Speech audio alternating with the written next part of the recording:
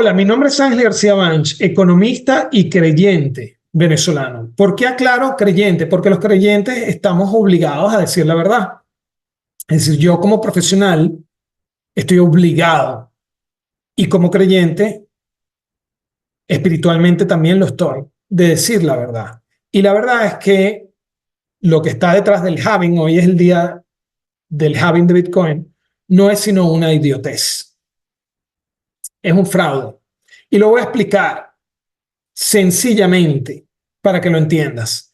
Todos sabemos cómo termina esto, con suicidios masivos.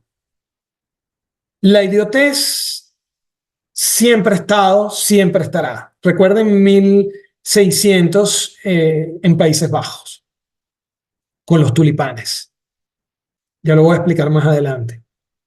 ¿Qué necesita la demanda de Bitcoin? Liquidez y, por supuesto, también idiotez. Entonces, ¿de dónde viene esa liquidez? Del quantitative easing 1 al 7, el cambio en la política monetaria que se da post-crisis financiera global o en el marco de la crisis financiera global, cuando el Banco Central de los Estados Unidos se mete en el negocio ya no solo de fijar el tipo de interés de corto plazo en el mercado de dinero de letras, sino también que se va entonces al mercado de capitales de bonos, de tesorería y mortgage-backed securities, cédulas hipotecarias, a fijar el tipo de interés de largo más asociado con el hipotecario. ¿Significó qué? Piscinas de liquidez, inundar de liquidez, ya lo vamos a ver. Y por supuesto, eso ha ido a inflar, a sobrevaluar tecnológicas y bienes raíces, y por supuesto a generar una demanda por Bitcoin y criptos, lo cual per se es una idiotez. Idiotez más liquidez, demanda de Bitcoin. ¿Cuál es la historia detrás del halving? Bueno, la historia detrás del halving es que la recompensa por minar cae. Y entonces, cada vez con un mismo esfuerzo, el resultado es menor. Por tanto, los costes de producir Bitcoin aumentan y por ende debería aumentar el precio. Eso es lo que se argumenta, como si fuese un bien necesario. Es decir, como si fuesen alimentos, maíz, trigo, que por supuesto si aumentan los costes de producción tiene que pasarse necesariamente el precio. ¿Por qué tiene que pasarse el precio? Lo que se nos dice es que, bueno, que esas recompensas van cayendo, la oferta de Bitcoin aumenta, pero a una tasa decreciente con el paso del tiempo, y el precio ha subido. Es decir, en algún punto la oferta no va a poder pasar de los 21 millones de unidades. Oferta vertical, perfectamente inelástica. ¿Suficiente para que haya escasez? No. Salvo no entiendas nada de economía, pensarás que una oferta vertical significa escasez. Yo puedo sacar 21 millones de cartas de amor mías selladas y firmadas por mí con un sello garantizado. ¿Va a tener demanda? No, porque no es útil, no es socialmente útil. Entonces no será escaso y su precio será cero. Igual puede pasar con Bitcoin. No ha pasado todavía. La verdad es que la demanda ha venido creciendo, cada vez adopta más gente Bitcoin y hoy se encuentra exactamente aquí, a un precio de $65,000 y una demanda de 19 millones, casi 700,000 unidades de Bitcoin. Nuevamente, idiotez más liquidez hace que aparezca esta demanda, pero una demanda 100% especulativa, o sea, no tiene piso en la economía real. Toda demanda de activos es especulativa, pero puede que tenga un piso en la economía real. Por ejemplo, bienes raíces. ¿Cuál es el piso de bienes raíces? Bueno, allí vivimos, allí producimos. De las tecnológicas, bueno, tienen millones de usuarios, producen servicios, redes sociales, un conjunto de cosas. Bueno, ahí hay un piso. Igual el resto de las empresas, de las corporaciones, producen cosas útiles para la sociedad. ¿Cuál es el piso, por ejemplo, de un bono corporativo? Bueno, paga unos cupones sobre la actividad económica de esa empresa. Y papeles comerciales, bueno, garantiza un descuento sobre el ingreso que produce esa empresa. Acciones, bueno, garantizan unos dividendos sobre el ingreso residual de la actividad económica de esas empresas. Entonces, bueno, ahí hay una utilidad. Cuando nosotros compramos maíz, bueno, podemos usar el maíz para producir más maíz o para producir alimentos de maíz. igual con el trigo, igual con el oro, participa en la producción de todo. Entonces, Bitcoin no se utiliza en el consumo, no se utiliza en la producción, no paga rentas, alquileres, cupones, dividendos, es decir, es idéntico al dinero, salvo que no tiene la criptocomunidad, como sí tienen los estados, armas y cortes de ley que garanticen una demanda mínima del activo, en este caso de Bitcoin. Es decir, en el caso del dinero, esa demanda mínima está garantizada, ese piso, ¿verdad? Está garantizado porque el dinero es lo único útil aceptado para el pago de impuestos. Por supuesto, una vez que es útil para eso, se utiliza para pagar otras deudas, ya no solamente con el fisco, sino con terceros, por tanto, circular mercancías, por tanto, precaución y también para la especulación. Pero en el caso de Bitcoin solamente se utiliza para la especulación. Hay una historia de transformación que después de 15 años no termina de concretarse, a diferencia de la inteligencia artificial. Pero hay suficiente idiotez en el planeta y suficiente liquidez como para que aparezca la demanda. Por tanto, la demanda ha venido pasando de aquí hasta acá. Pero ¿qué pasa si aparecen las CBDCs o si aparecen las prohibiciones o si aparecen los encarcelamientos o las desapariciones físicas de comerciantes? Todavía no hay comerciantes que acepten Bitcoin a gran escala, pero de haberlos, supongamos, o las desapariciones físicas de los dueños de exchanges que acepten Bitcoin. Bueno, que entonces ni siquiera será útil para lo único que es útil hoy Bitcoin, que es para especulativamente cambiar, por ejemplo, nuestra fortuna para huir de una tiranía. Entonces, cambiamos nuestra fortuna a Bitcoin, salimos de esa jurisdicción a una que de nuestra preferencia y entonces cambiamos por fiat y entonces sí vamos a poder circular mercancías, producir, consumir, comprar otros activos. Porque la verdad es que Bitcoin no compra mercancías, Bitcoin no compra insumos, no compra bienes de consumo, no compra otros activos, no sirve para pagar deuda, no sirve para pagar impuestos, de verdad no sirve para nada. Hay que cambiarlos por fiat para que con el fiat, que sí sirve, se puedan hacer cosas. Ahora, eso no quiere decir que no existe la demanda especulativa de Bitcoin sí existe porque hay suficiente idiotez que se cree esta historia de transformación que en 15 años no llega, a diferencia, insisto, de la inteligencia artificial que en pocos años ya ha cambiado el mundo,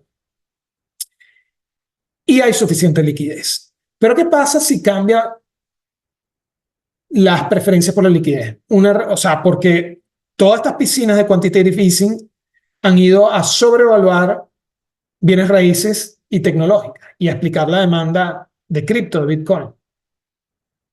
Pero ¿qué pasa si se produce un ajuste de portafolio? Por ejemplo, que la gente quiera salir porque viene una crisis, una guerra, lo que sea, y la gente quiere salir, como se ha demostrado ahorita, que no es ningún activo Bitcoin, ni menos aún de refugio, viene una guerra y la gente entra en pánico. Sube el dólar, aumenta la preferencia por el dólar y la gente sale de Bitcoin. Bueno, ¿qué pasa si se produce una recesión que el Banco Central tenga que causar para controlar la inflación, por ejemplo? ¿Qué pasa si aumenta la preferencia por la liquidez y la gente quiere salir de bienes raíces tecnológicas y cripto hacia letras del tesoro, hacia el activo libre de riesgo? ¿Qué pasaría? Bueno, bienes raíces que están sobrevaluadas irían hacia su piso, tecnológicas que están sobrevaluadas irían hacia su piso. ¿Cuál es el piso de los bienes raíces? Bueno, allí vivimos, allí producimos. ¿Cuál es el piso de las tecnológicas? Tienen millones de usuarios, son redes sociales, producen un conjunto de servicios. ¿Cuál es el piso de Bitcoin y de cripto? No hay. Entonces, ¿por qué no se puede ir a cero? Ajá, entonces la historia del halving es simple idiotez. Una demanda que se va a cero implica un precio que se va a cero, así la oferta sea vertical. O sea, llegan 21 millones fija, no puede variar. O sea que escasez implica no solamente oferta inelástica, sino implica que haya demanda. La demanda es enteramente especulativa. Si la demanda de oro hoy especulativa se va a cero, sigue existiendo demanda física de oro para producir mercancía. Igual, si la demanda de maíz como commodity, como activo, se va a cero, igual sigue existiendo la demanda física para producir más maíz y producir alimentos de maíz. Igual el trigo, igual el resto de los commodities. Si digamos, la demanda de dinero para todo lo demás se va a cero, la demanda especulativa se va a cero, igual Bueno, y esa es la diferencia con el Bitcoin, ¿verdad? Aquí vemos la liquidez creciendo que ha explicado esta demanda de Bitcoin descomunalmente, se ha casi triplicado en esos 15 años y el precio del dinero sigue siendo uno. Por supuesto, la demanda ha venido aumentando también de dinero, ¿ok? Ahorita está acá, pero ¿por qué la demanda no se puede ir a cero en el caso del dinero? Bueno, porque lo máximo que se puede ir es para acá, ¿ok? Lo máximo que se puede ir para acá significa va a cortar siempre con la oferta, el precio seguirá siendo uno y el nivel que se lo da, el mínimo garantizado para pagos de impuestos. Es decir, en algún punto va a cortar, algún punto va a cortar, supongamos que es por aquí el mínimo para pagar impuestos, por eso se puede calcular, además uno va y ve el cálculo de impuestos y ve que existe, tiene que existir mensualmente para pagar impuestos, trimestralmente para pagar impuestos, una demanda de dinero. Entonces sabemos que no se puede ir a hacer, pero la de Bitcoin sí. ¿Cómo? Con una recesión. ¿Cómo? Con una extracción de liquidez, que la gente quiera salir de bienes raíces tecnológicas y cripto por una recesión o por una guerra y pasarse a letras y cambien los portafolios, cosa que puede pasar cualquier día. ¿Cómo? Porque vengan las CBDC. ¿Cómo? Porque vengan las prohibiciones, los encarcelamientos, los asesinatos, como han hecho los estados cada vez que se le discute su monopolio sobre el dinero. Entonces, bueno, veamos cuál es la realidad. La realidad es que hay que preguntarse, ¿cuándo fue mayor la idiotez financiera? ¿Durante la fiebre de los tulipanes o ahora que en Bitcoin? Por ejemplo, ¿tú sabías que los bulbos de tulipán se vendían en 1637 al precio de una casa, es decir, aproximadamente 4 Bitcoin de hoy? Son dos idioteces lo que ocurrió con los tulipanes y con lo que está ocurriendo con Bitcoin. O sea, la idiotez siempre ha estado a lo largo de la humanidad. Y la liquidez, bueno, siempre ha estado también. Idiotez más liquidez aparece en este tipo de burbujas y este tipo de cosas. Pero al menos en el caso de los tulipanes, había utilidad social en jardinería y paisajismo. ¿Para qué sirve Bitcoin? Para nada, salvo especular que un día servirá para algo. Y claro, mientras tanto, para hacer cambio y mover dineros bien habidos, bypaseando regulaciones, así como dineros mal habidos, producto del terrorismo, narcotráfico, pornografía infantil, trata de blancas y un conjunto de otros delitos. Los suicidios van a ser masivos porque su divisibilidad es tan alta que a diferencia de los tulipanes, su especulación no se asocia únicamente a los más ricos, sino también a los padres de familia de recursos escasos que hoy se están endeudando para acumular Bitcoin bajo la promesa de que un día enriquecerán, violando el Génesis 3.19. ¿Ustedes creen que van a poder enriquecer solamente holdeando una posición, sin ninguna transformación? Porque no hay ninguna transformación allí. ¿Verdaderamente creen que sin esfuerzo lo van a poder lograr? Cuando se desplome, que será en la próxima recesión, muy probablemente o antes, lo perderán todo. Mi alerta es esta. Tengan cuidado. Okay, yo soy creyente y soy economista. Estoy profesional y espiritualmente obligado a decir la verdad. Por eso te la estoy diciendo. Yo no gano nada con esto. Ahora, si tú quieres premiar la verdad, premiar que alguien está yendo contra la corriente, diciendo la verdad, ¿verdad? No gano nada con esto, insisto, salvo que yo no tenga que purgar, porque sabiendo la verdad ya callado. Bueno, si tú quieres de alguna forma compensar esto, bueno, está mi libro, Camino a la riqueza, desmontando falacias y revelando la ruta en Amazon. ¿Qué vas a ganar con eso? Que vas a conocer cuál es la verdadera ruta a la riqueza, que es la verdadera transformación.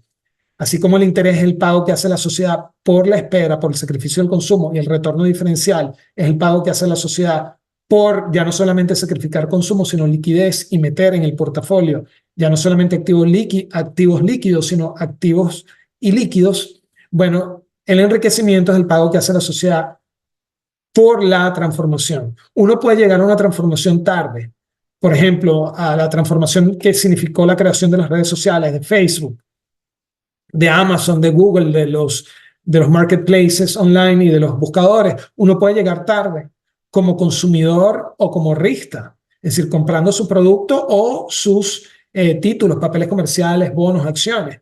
O uno puede llegar temprano como inversor, anticipando ex ante lo que el mercado va a validar. Quien hace eso enriquece, como yo explico en mi libro. Por supuesto, no toda transformación tiene que ser de la magnitud de Facebook, Google, Amazon. Hay startups. Y yo explico cómo hacerlo. Yo te explico absolutamente todo en mi libro.